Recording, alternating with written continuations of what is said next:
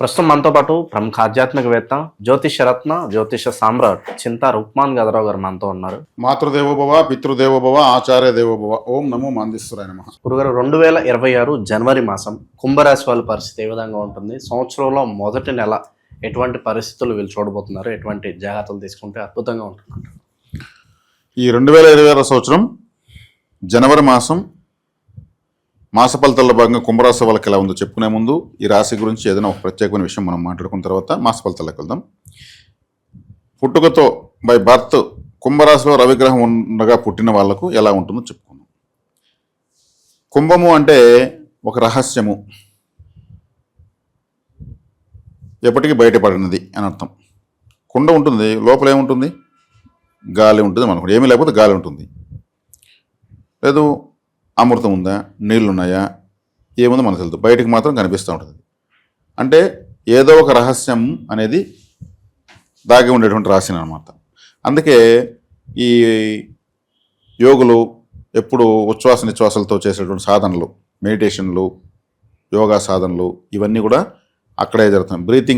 Breathing exercises. కుండ అంటే ఇది మన ఇది కుంభం. బ్రీతింగ్ అంటే కొండ నిండా గాలి పంపిస్తాం, ఆడ మళ్ళీ బిగపడతాం, మళ్ళీ వెళ్తాం, అంతే. ఈ ఉచ్ఛ్వాస నిశ్వాస సంబంధించి ఎప్పుడైతే ఇక్కడ గాలి కుండలోకి పోదో ఆ రోజు మనం భౌతిక దేహం వదిలేసి వస్తుంది. ఇది శనేశ్వరుడు రాశి, కాలపురుషుడికి 11వ రాశి. ఇక్కడ రవిగ్రహం ఉన్న వాళ్ళు తండ్రికి సంబంధించిన రహస్యాలను దాచేస్తారు. తండ్రికి అంటే ఈ రాశిలో ఏ గ్రహం ఉంటే ఆ గ్రహ సంబంధ రహస్యాలు వీళ్ళ దగ్గర ఉంటాయని అర్థం. చంద్రుడు ఉంటే తల్లికి, కుజుడు ఉంటే సోదరులకు, బుధుడు ఉంటే సోదరులకు, శుక్రుడు ఉంటే భార్యకు, రాహు ఉంటే తాత ముత్తాతలకు, కేతు ఉంటే తల్లి తరపున తాత ముత్తాతలకు, బుధుడు ఉంటే అదే సోదరులకు. ఇట్లా ఏ గ్రహం ఉంటే ఆ గ్రహ బంధుకారకత్వాలు, ఇతర గ్రహ రహస్యాలు వీళ్ళ దగ్గర ఉంటాయని అర్థం. బయటపడరు. వీళ్ళు రహస్యం మెయింటైన్ చేయడంలో వీళ్ళకి మించిన వాళ్ళు. రహస్యాల నిలయం ఇది. అట్టే దాంట్లో నష్టపోతారు వీళ్ళు. చెప్పకుండా చేస్తారు, ఇంట్లో నష్టపోతారు. 10వ స్థానము ఇంకొక రహస్య స్థానం వృశ్చికం, అది కూడా రహస్యాలే, పరిశోధనలు. ఇది దాచే రహస్యం. అది పరిశోధించే రహస్యాలను బయటకు తీస్తే ఇది రహస్యాలను దాచేస్తుంది. వీళ్ళ కర్మస్థానం అదే అయింది, రహస్యమే మళ్ళీ కర్మస్థానం అయింది. ఇక్కడ రవిగ్రహం వచ్చిందంటే మకరంలో ఏ ఫలితాలు ఇచ్చాడు అదే ఫలితాలు ఇస్తాడు. నేను మకర రాశికి వివరించాను, అదే ఫలితాలు ఇక్కడ ఇస్తాడు. ఇది కూడా శనేశ్వరుడే. ఇది బాధకాధిపతి కాబట్టి వీళ్ళ రహస్యం వల్ల వీళ్ళు బాధపడే పరిస్థితి ఉంటుంది. అయినా వీళ్ళు బయటపడరు. నేను బాధపడుతున్న రహస్యం అట్టే దాస్తారు. ఎవరికి చెప్పుకోరు, అది చెప్పుకోరు. ఎందుకులే నాలోనే దాచుకుంటా అని. ఇలా ఉంటేనే ఉండాలి, ఏమీ లేకపోయినా. ఇలా వదిలేస్తే ఉంది, ఏమీ లేదని 10 మంది తెలుస్తుంది. ఖాళీ చేయని ఇలా పట్టుకోవాలి అనేటువంటి సూత్రం వీళ్ళకి పనిచేస్తుంది. కాబట్టి రాశి చాలా గొప్పదే. ఇప్పుడు ఒక విషయాన్ని బయట పెట్టుకున్న కొంతమంది ఉన్నారు. 20 మంది చెప్పినాక రిలాక్స్ అవుతారు, మళ్ళీ టిఫిన్ చేస్తారు. వీళ్ళు జీవితాంతం ఏం చెప్పకుండా ఉండగల అట్లే ఉంటే వెళ్ళిపోతారు. దేవరహస్యం అంటారు కదా, చిదంబర రహస్యం అంటారు, ఏం బా అంత రహస్యం అంటారు. అవంతా కుంభరాశి. ఇప్పుడు రవిగ్రహం ఉన్నప్పుడు ఏమవుతుంది? కంఫర్ట్ ఉండదు. కానీ తండ్రికి సంబంధించినటువంటి ఆస్తి లభించడము, తండ్రికి సంబంధించినటువంటి ఏదైనా బెనిఫిట్ అయితే ఉంటుంది. కష్టంతో కూడుకున్నటువంటి ఫలితం ఉంటుంది. కుంభరాశిలో గ్రహం ఉంటే రహస్యం ఓకే. ఏ గ్రహం ఉన్నా సరే ఆ గ్రహానికి సంబంధించిన పుణ్యం లేదా ఫలితం గత జన్మలో వీళ్ళకి వెయిట్ చేస్తూ ఉందని అర్థం. 5 గ్రహాలు కుంభంలో ఉన్నాయనుకో, ఇంకా వాళ్ళకు అదృష్టం, ఇటు పోయిన అదృష్టమే, అట్టపోయిన అదృష్టం, ఎట్టపోయిన అదృష్టం. అందుకే కుంభంలో ఎక్కువ గ్రహాలు ఉండాలి. కుంభరాశిలో ఎక్కువ గ్రహాలు ఉండగా పుట్టిన వాళ్ళు, లేదా కుంభరాశిని ఎక్కువ గ్రహాలు చూస్తుండగా పుట్టిన వాళ్ళు ఎప్పటికైనా హీరోలే. అంటే వాళ్ళ పూర్వజన్మ సుకృతం వాళ్ళ కోసం దాచిపెట్టబడి ఉంది రహస్యంగా. నీదేనేది నీది, ఏ నాటికైనా నీదే, నీది కానిది ఇప్పటికీ నీది కాదు. అటు మీదైనది ఏదైనా ఎక్కడుందంటే కుంభంలో ఉంది. కుంభరాశిని ఏది చూడలేదు, ఏ గ్రహం లేదు అంటే వాళ్ళకి ఎటువంటి అదృష్టాలు లేవని అర్థం. ఈ కుండ అనేదే ప్రాచీన కాలాన్ని బతికిచ్చింది. మట్టి కుండలు, మట్టి పాత్రలు, మట్టి కుండలో నీళ్ళు తెచ్చేవాళ్ళు, దాంట్లోనే డబ్బులు పెట్టేవాళ్ళు, దాంట్లోనే నెయ్యి, దాంట్లోనే పాలు. కుంభం ఇది లేకుండా ఉండేది కాదు. కాబట్టి కుండల్లో పాలు నీళ్ళు ఉన్నటువంటి కాలం ఎంతో జరిగింది. ఈ మధ్యకాలంలో అల్యూమినియం వచ్చింది, ఏదో మెటల్స్ వచ్చాయి, కానీ వాటిని కూడా మనము కుండతోనే పోల్చుకుంటాం. అదే దాన్ని కూడా కుండ అంటాం, కాకపోతే మట్టి ప్లేస్లో అది మారింది. కాబట్టి ఈ రాశిలో రవిగ్రహం ఉంటే ఈ విధమైన స్థితిగతులు ఉంటాయి. తండ్రికి సంబంధించినటువంటి ప్రభుత్వ సంబంధ రహస్యాలు, అడ్మినిస్ట్రేషన్ సంబంధ రహస్యాలు ఉంటాయి. కాబట్టి ఈ మాసం కుంభరాశి వాళ్ళకి ఎలా ఉంది మాడుకుందాం. ఈ మాసం కుంభరాశికి లాభస్థానంలో 4 గ్రహాలు ఉన్నాయి. 5వ స్థానంలో గురువు రాశిని చూస్తాడు. రాశిలో రాహు ఉన్నాడు. ద్వితీయంలో శని ఉన్నాడు. ద్వితీయంలో శని ఏళ్ళనాటి శని థర్డ్ ఫేజ్ నడుస్తూ ఉంది. కానీ డే బై డే వీక్ అవుతుంది. ఇంకా శని ఇంకా అటువైపు ప్రయాణించడమే కదా. రోజు దూరం తగ్గిపోతుంది. దూరం పెరుగుతుంది కాబట్టి ప్రభావం తగ్గిపోతుంది. కాబట్టి ఏళ్ళనాటి శని అనేది వీళ్ళకి డే బై డే ఇంకా తగ్గిపోతుంది. కాబట్టి ఏళ్ళనాటి శని గురించి మనం పెద్దగా బోతులు పెట్టి చూడాల్సిన రాశిలో రాహు ఉన్నాడు. రాహు మూల త్రికోణం. రాహు అంటేనే ఖగోళం, అనంత విశ్వం. రాహు అనంత విశ్వమే. రాహు అంటే ఇంకా రాహు ఎంత శక్తి ఉండాలి లెక్కేసుకోండి. గ్రహాల్లోకి ఇంతకన్నా శక్తివంతమైన గ్రహం లేదు. గ్రహరాజు కావచ్చు రవి, గురువు కావచ్చు, అందరికీ గురువు కావచ్చు, ఎవరు గురువు. కానీ డామినేషన్ కలియుగంలో రాహుది. కలియుగం అంతా రాహువే. ఆయన వచ్చి కూర్చున్నాడు. అంటే కుంభంలో రాహు ఉండగా పుట్టిన వాళ్ళు, ఇప్పుడు పుడుతున్న వాళ్ళు, ఈ కుంభంలో రాహు ఉండగా పుట్టిన వాళ్ళు సకల భోగాలు అనుభవిస్తారు. వీళ్ళు అనుభవించిన సంతోషం అంటూ ఉండదు, ఇలా అనుభవించింది అంటూ ఉండదు. కానీ ఎంత అనుభవించినా తృప్తి ఉండదు.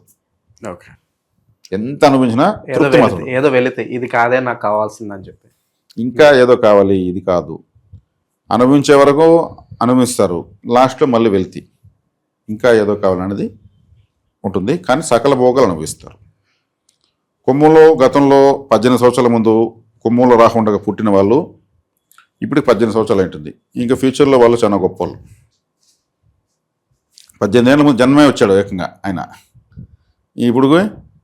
ఇప్పుడు మళ్ళీ ఒక బెనిఫిట్ ఇస్తాడు. ఇప్పుడు కంపల్సరీ ఇస్తాడు కుంభంలో రాహు ఉండగా పుట్టిన వాళ్ళకు. కాబట్టి కుంభంలో రాహు ఉండగా సకల భోగాలు అనిపిస్తాడు. కుంభంలో శుక్రుడు ఉండగా సకల భోగాలు అనిపిస్తారు. గురువు ఉండగానే వస్తుంది. ఏ గ్రహం ఉన్నా బెనిఫిట్ వస్తుంది. కాస్త బాధ ఇచ్చి బెనిఫిట్ వస్తుంది. ఇది రవిగ్రహం ఉంటే కూడా తండ్రికి సంబంధించిన మీద ఒకటి దక్కుతుంది. మనం గత జన్మలో సంపాదించి పెట్టుకుని ఎక్కడ రహస్యంగా దాచబెట్టుబడి ఉంది మన జాతకంలో అంటే కుంభంలో దాచబెట్టి ఉంటుంది. నాకు నా జన్మ జాతకానికి కుంభరాశిని 3 గ్రహాలు చూస్తాయి. కుంభము అక్కడ రాహు ఉన్నాడంటే అనంత విశ్వం అని చెప్పాను కదా, ఖగోళం అని చెప్పాను కదా. నాకు కూడా జ్యోతిష్యం వచ్చింది. ఖగోళ శాస్త్రం కదా జ్యోతిష్యం అంటే. నాకు నేను పరిశీలించుకుంటే తెలిసింది. ఇలా కంపేర్ చేసుకోవచ్చు చూస్తున్న వాళ్ళు. కాబట్టి కుంభంలో రాహు మంచోడు. నాకు జన్మలో రాహు ఉన్నాడు ఏదో చేస్తాడు కాదు. మీరు కరెక్ట్గా కానీ ఆలోచించుకోగలిగితే, దుర్గారాధన చేయగలిగితే, దుర్గాదేవి యొక్క ఆరాధన, మీ గ్రామదేవత ఆరాధన చేస్తే రాహు యొక్క మల్టీ కలర్స్ మీరు చూడొచ్చు. ద్వితీయంలో శనేశ్వరుడు రోజుకి మీకు దూరంగా వెళ్ళిపోతున్నాడు. పంచమంలో గురువు రాహుని చూస్తున్నాడు. అడిషనల్గా మళ్ళీ అద్దం పైన టార్చ్ పడినట్టు మళ్ళీ గురువు చూస్తున్నాడు. ఇది బాగుంది. సప్తమంలో కేతు ఉంటే భార్యతో కాస్త చికాకులు ఉండడము, ప్రేమానురాగాలు కలకపోవడము, భార్య పైన పెండ్లైన కొత్తలో ఉన్నంత ప్రేమానురాగాలు లేకపోవడము. ఆ కేతు తల్లలేని గ్రహం. తల్లలేనప్పుడు వశీకరణ రాదు. జనరల్గా న్యూట్రల్గా ఉండడము, మరీ పూసుకొని రాసుకొని అవసరాన్ని మించిన ప్రేమలో చూపించడం అంత ఏముండదు. జనరల్గా వయసుల వారిగా అది హావభావాలు వస్తాయి. ఈ వ్యయంలో ఉన్నటువంటి లాభంలో ఉన్న గ్రహాలు 4 జనవరి 17వ తారీఖు వరకు ఉంటాయి. వ్యయంలోకి వస్తాయి. వ్యయంలోకి వచ్చినప్పుడు కూడా ఉచ్చస్థితి గ్రహం ఒకటి. ఈ రవి అక్కడికి వస్తే మకరంలోకి ఆయన సరిగ్గా పనిచేయడం చెప్పాను. అదేవిధంగా బుధుడు శుక్రుడు రావడం మంచిది. వ్యయంలోకి శుక్రుడు 12వ ఇంట్లోకి వచ్చినప్పుడు కంఫర్ట్ ఎక్కువ. బుధ శుక్రుడు మంచిదే. బ్లాక్ అయిపోయిన ధనం కావచ్చు, ఇప్పటి వరకు పెండింగ్లో ఉన్న పనులు కావచ్చు, వాటికి కొంత మూమెంట్ వచ్చే అవకాశాలు కనిపిస్తున్నాయి. ఖచ్చితంగా వస్తాయి. అంటే ఇప్పుడు నేను చెప్పినాను ఈరోజు ఈ వీడియో వినేసిన మరుసటి రోజు ఏం రావు చెప్తున్నా. అంటే ఆశపడతారు మనకు వెంటనే వస్తాయన్నారు చెప్పాడు కదని. దానికి ఎందుకంటే శనేశ్వరుడు రోజు దూరంగా వెళ్తున్నాడు కాబట్టి దాని ప్రాసెస్ స్టార్ట్ అవుతుంది. మనము వరి పైరు నాటుతాము, అది ప్రాసెస్ 3 months కింద ప్రాసెస్ అయ్యి వచ్చేస్తుంది. నాటేసి మరుసటి రోజు బియ్యం రావాలంటే అది బియ్యం కాదు, అది భ్రమ అవుతుంది. కాబట్టి ఈ ప్రాసెస్ అయినా స్టార్ట్ అయింది. శనేశ్వరుడు దూరంగా పోయే కొద్దికి వీళ్ళకి రావాల్సిన దగ్గర అవుతూ ఉంటుంది. ఇక్కడ జన్మంలోనే గ్రహణం జరగబోతుంది తొందరలో. గ్రహణ శాంతి కంపల్సరీ చేసుకోవాలి. అది విదేశాల్లో కనిపిస్తుంది. విదేశాల్లో కంపల్సరీ చేసుకోవాలి. స్వదేశంలో ఉన్న కూడా చేసుకోవడం మంచిది. ఈ రాశిలో జరుగుతుంది కాబట్టి గత సంవత్సరం కూడా ఇక్కడే జరిగింది. కాబట్టి రవిగ్రహం ఎంటర్ అయినప్పుడు అవుతుంది. ఇది ఒకటి మెయిన్గా చూసుకోవాలి. దానికి సంబంధించిన శాంతులు అప్పుడు చెప్తారు అందరూ కూడా, దాని ప్రకారం చేసుకోవచ్చు. అందరూ చెప్పేవి కొంచెం అటు ఇటు తేడాగా ఉంటాయి కానీ అందరూ చెప్పేది వాస్తవమే. గ్రహణ శాంతులు ఎలా చేసుకోవాలనేది అది చేసుకోవడం మంచిది. ఈ సంవత్సరం ఇక్కడ 5 పంచగ్రహ కూటమి ఈ రాశిలో జరుగుతూ ఉంది. మామూలుగా ఈ సంవత్సరం ప్రళయాలు జరుగుతాయి, ఉత్పాతాలు జరుగుతాయి, చిత్ర విచిత్రాలు అన్నీ జరుగుతాయి. ఇప్పుడు గతంలో జరిగినవన్నీ జరుగుతాయి. భూకంపాలు వస్తాయి, ప్రళయాలు వస్తాయి, ఎన్నో ప్రమాదాలు జరుగుతాయి. కుజుడు మకర కుంభరాశుల మీదకి వస్తున్నాడు కాబట్టి యుద్ధాలు జరుగుతాయి. ఆ రాహువు మోసం చేసే గ్రహం కాబట్టి రకరకాల కొత్త రకం మోసాలు, ఇంటర్నేషనల్ స్కామ్స్ జరుగుతాయి, ఎన్నో విషయాలు కలుషితమవుతాయి. కుంభం అంటే గాలి గాలి అని చెప్పుకున్నాం మనం. గాలి కలుషితమవుతుంది. గ్రహణం అంటేనే గాలి కలుషితమైపోవడమే. ఓకే. అన్నీ వేసుకొని చీకట్లో కూర్చుంటారు. స్త్రీల వల్ల ఏమైనా ఇబ్బంది ఉంటుందా గురుగారు? మాట ఏమన్నా నోరు జారటమో, స్త్రీల వల్ల ఏమైనా ఇబ్బంది, కాంట్రవర్సీ అవ్వడం, ఇట్లాంటి పరిస్థితులు? రాహు అన్నప్పుడు తల అని చెప్పాను, అతని తలే ఉంటుంది. తీక్షణమైన చూపులు, ఈ వంకర చూపులు, ఇటువంటివన్నీ చూసేదంతా రాహువే. ఆయనకి పద్ధతిగా చూసేది తెలియదు రాహుకి. అసభ్యకరంగా చూస్తూ ఉంటారు చూడండి. వాళ్ళు చూసేవాళ్ళు చుట్టూ వాళ్ళు ఏమని అనుకుంటారు ఫీలింగ్ కూడా వదిలేసి కామాతురాణం నా భయం నా లజ్జ అంటారు. కామంతో కళ్ళు మూసుకుపోయిన వాడికి ఏమి భయము లజ్జ ఏమి ఉండదు అని దాని అర్థము. అలా చూసి బిహేవ్ చేస్తున్న వాళ్ళంతా రాహుగ్రహ ప్రభావంతోనే చూస్తారు. రాహుకి ఎవరు ఏమనుకున్నా నాకు నచ్చినదో నేను బతుకుతాను అనేటువంటిది అనమాట. కాబట్టి అలా మేము వీళ్ళని చూసేవాళ్ళు ఉంటారు, వీళ్ళు చూసేవాళ్ళు ఉంటారు. ఎందుకు అలా చూడాలనిపిస్తుంది? ఆ రాహు యొక్క ప్రభావం జన్మలో ఉంది కాబట్టి, గ్రహణం వేరే జరుగుతుంది కాబట్టి అది కొంచెం విశృంఖలమవుతుంది. కాబట్టి కేర్ఫుల్గానే ఉండాలి. ఎందుకంటే అట్లాంటి సమస్యలు ఎక్కువ అయిపోతున్నాయి. రాహు జన్మలో తను ఎలా ప్రవర్తించాలో అలా ప్రవర్తిస్తాడు. ఎవరు ఏమనుకున్నా నాకు అవసరం లేదు, నేను ఎలా ఉండాలో అని అనుకుంటాను అంతే. అంటే వయసుతో నిమిత్తం లేకుండా మిస్బిహేవింగ్ చేసేవాళ్ళు కూడా రాహు యొక్క ప్రభావమే. మిస్బిహేవింగ్ అంటే రాహు. ఇప్పుడు సూర్యుడు అంటే అహము గర్వము, కుజుడు అంటే దూకుడు మాస్ గొడవలు పడ్డము, బుధుడు అంటే అవకాశం తగినట్టు ప్రవర్తించడము, శుక్రుడు అంటే అందంగా ఉండాలనుకోవడము, చంద్రుడు అంటే సుకుమారంగా ఉండాలనుకోవడము, గురువు అంటే పద్ధతిగా ఉండాలనుకోవడము, శనేశ్వరుడు అంటే ఆయన సాధారణంగా ఉండాలనుకోవడం, సాధారణ దుస్తులోనే ఉంటారు ఎంత డబ్బు వచ్చినా శని ప్రభావం వాళ్ళు. కేతు అంటే ఎక్కువగా విభూదులు కుంకాలు అవన్నీ పెట్టుకుంటేనే బయట పోవాలి, లేకపోతే మన ఏం జన్మ అనుకునేవాళ్ళు భక్తి జ్ఞాన వైరాగ్యాలతో ఉంటారు. రాహు అంటే ఈ వంకర టింకరవన్నీ రాహువే. ఈ ఏదైనా చెప్తారు అంతా గోడ దూకుడు ఎవరు అంటారు చూడు, ఏం చేసినా కూడా అడ్డదొడ్డంగా చేసేవాళ్ళు. ఇప్పుడు కొంతమంది నేను చూస్తున్నా మెట్రో స్టేషన్ ఇక్కడ మనం మెలకు దిగిపోతుంటాం, వాడు 4 మీటర్లు ఎగురు దూకుతా పోతుంటాం. ఆడవానికి అసలు పనే ఉండదు, ఆడపోతే మళ్ళీ ఏం పనే ఉండదు. కానీ 4 మీటర్లు ఎక్కుతాడు, 4 మీటర్లు దూకుతాడు, ఫోన్లు అంటూ ఉంటారు. ఇట్లుంటుంది రాహు వ్యవహారం. కాబట్టి జన్మలోకి రాహు వచ్చినప్పుడు దీంట్లో పద్ధతి అయిన వాళ్ళు ఎంతోమంది పుట్టుంటారు. ఇక్కడికి వచ్చినప్పుడు అటువంటి అడ్డదొడ్డం అనే వాళ్ళతో ఇలా సమస్య ఉంటుంది. జన్మలో రాహు ఉన్న పుట్టి వేరే గ్రహ బాగాలేని వాళ్ళు అడ్డదొడ్డంగా ఎక్కువ ప్రవర్తిస్తారు. అంటే ఇక్కడ రాహు ఉన్నంత మాత్రం అందరూ చెడ్డోళ్ళు అయిపోతారు, అందరూ వంకర టెంకర చూస్తారని కాదు. అటువంటి విషయాల వల్ల వీళ్ళకి సమస్య వస్తుంది. అదే రాహు జన్మంలో ఏది లగ్నం ఉంటే ఇప్పుడు కుంభరాశిలో రాహు ఉన్నప్పుడు వీళ్ళకి అటువంటి విషయాలు తారసపడతాయి. ప్రకృతి పలు రకాల అనుభవాలు ఇస్తుంది అంతే. ఇక్కడ మనము ఎవరిపైన ఏదో ఆపాదించడం, గ్రహ స్వభావాన్ని వివరిస్తున్నాం ఇక్కడ. ఈ గ్రహం కొద్ది రోజులకు మళ్ళీ వెనక్కి పోతుంది 12 ఇంట్లోకి. 12 ఇంట్లోకి పోయినప్పుడు అదే పరిస్థితి. అది బెడ్రూమ్ అన్నాను కదా. అంటే బెడ్రూమ్ అంటే ఒక సంసార జీవితాన్ని గోప్యంగా ఉండాల్సినటువంటి ప్రదేశం కాబట్టి అక్కడ పోయినప్పుడు విశృంఖలత్వం వస్తుంది. అక్కడ పోయి ఈ కన్నింగ్ ప్లాంట్ ఇలా ఉంటుంది గ్రహ సిద్ధాంతం. స్థానాలు మారే కొద్దిగా ఫలితాలు మారుస్తూ పోతూ ఉంటుంది. దాంతో మిగిలిన శుభగ్రహాలు అనుకూలత వస్తూ ఉంటే దానిలో సమస్య రాదు. ప్రతి ఒక్కరికి సమస్యలు వస్తాయండి. కామక్రోధ లోభ మోహం మదం ఆశ్చర్యాలు ప్రతి ఒక్కరికి ఉంటాయి. 75% నిజాయితీ, 20% స్వార్థం ఉన్నప్పుడు ఈజీగా బతకచ్చు. 100% స్వార్థం నిజాయితీగా ఉంటే వాళ్ళు బతకలేరు. 20% స్వార్థం కావాలి. 75% స్వార్థం, 20% నిజాయితీ ఉంటే వాడు 100% స్వార్థపరుడే. కాబట్టి ఇక్కడ వచ్చేకాడికి గ్రహాలు ఏం చేస్తాయి, ఈ పర్సంటేజ్ హెచ్చుతగులు చేస్తుంటాయి. అందుకే తులారాశి 7వ రాశి అయింది. అటు ఇటు మిడిల్లో 180 degreesలో ఇది ఇటు లేస్తూ ఉంటుంది. ధర్మం అధర్మం. అక్కడ శుక్రుడు, అక్కడే రాహు ఉన్నారు. ఇట్లా జ్యోతిష్ శాస్త్రం తీసుకుంటే సమస్త ప్రపంచాన్ని మనం అర్థం చేసుకోవచ్చు. అది మేము పరిశోధన చేసి ఇప్పుడు చెప్తూ ఉండడం వల్ల పలువురు అభినందనలు మనకు ఏదో కామెంట్ రూపంలో వస్తున్నాయి. ఇంట్రెస్టింగ్గా మా జాతకానికి ఎలా ఉందని అడిగి వ్యక్తిగతం తెలుసుకుంటున్నారు. తెలుసుకోవడం కరెక్టే. నేను కూడా అందుకే మళ్ళీ జ్యోతిష్ శాస్త్రం ఆధారపడదని మీ జాతకం తెలుసుకున్నారు కదా, ఇవి పరిహారాలు చేసుకోండి చాలు. ఇంకెక్కడ వాళ్ళకి డబ్బులు ఇచ్చి వీళ్ళకి డబ్బు నాకు కూడా మళ్ళీ డబ్బు ఇచ్చేది ఎందుకు ఊరికని అవసరం, మొత్తం చెప్పేశాను నేను. చేసుకోండి అంతే.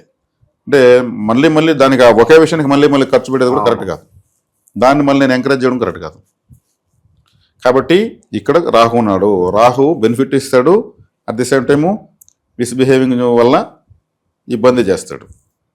దాన్ని మనం కంట్రోల్ చేయాలంటే దుర్గారాధన చేయాలి, చేస్తే కంట్రోల్ అవుతుంది. శని గురించి భయపడాల్సిన పని లేదు. గురువు 5వ ఇంట్లో ఉన్నాడు, గోచరరీత్యా మంచి స్థానంలో. 6వ ఇంట్లోకి వచ్చినా కానీ శనిని చూసి ఏళ్ళని కంట్రోల్ చేస్తాడు.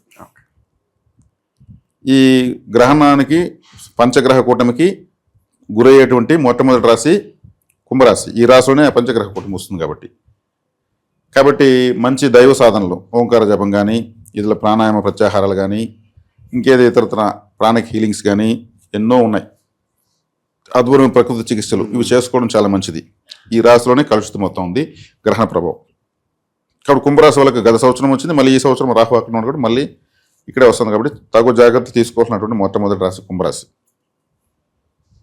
తర్వాత ఇక్కడ ప్రత్యేకించి కులదేవత అనేది తెలియని వాళ్ళు ఎంతోమంది ఉన్నారు. కులదేవత తెలియని వాళ్ళకి నేను సంగాలి అనే కర్రను పరిచయం చేస్తూనే ఉన్నాను. అందులో భాగంగానే ఈ కులదేవత స్టిక్స్ అనేవి మేము 3 సైజుల్లో సమర్పిస్తున్నాము. తెలియని వాళ్ళు తెప్పించుకుని ఆరాధించుకుంటే చాలు, కులదేవత అనుగ్రహం కలుగుతుంది. తెలిసిన వాళ్ళు కూడా కులదేవత తెలిసి కులదేవత ముందులో సమర్పించవచ్చు, పెట్టి పూజించవచ్చు. ఇది మన నెంబర్కి ఫోన్ చేస్తే మన టెలికాల్స్ చెప్తారు. అదేవిధంగా పలు రకాల దేవతా విగ్రహాలు, ఇవన్నీ ప్రాణపశు చేసినవి. వరాహస్వామి, అత్తి విఘ్నేశ్వరుడు, కరుంగలి గరుడ భగవానుల వారు, కరుంగలి సుబ్రహ్మణ్యేశ్వరుడు, ఇలా దీంట్లో కూడా కరుంగలిలో విఘ్నేశ్వరుడు కూడా ఉన్నాడు. కరుంగలిలో ఈరోజు తేలేదు. ఇవన్నీ కూడా ఈ విఘ్నేశ్వరుడు